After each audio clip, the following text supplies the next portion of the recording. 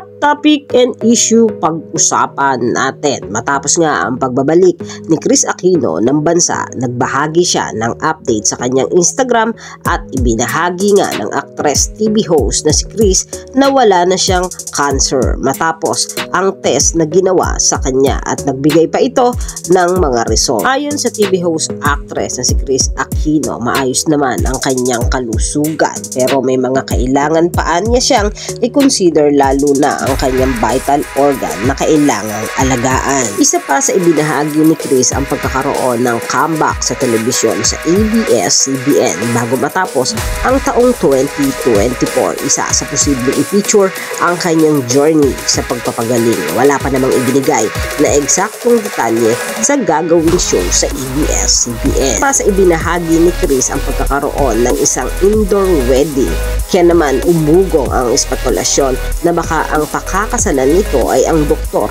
na nababalitang boyfriend niya na si Michael Padlan. Kaya naman maraming mga netizen at tagahanga ni Kris ang natuwa sa mga ibinahaging update na ibinigay ni Kris. Yan na mga hot topic and issue dito lamang sa Tambalang JK.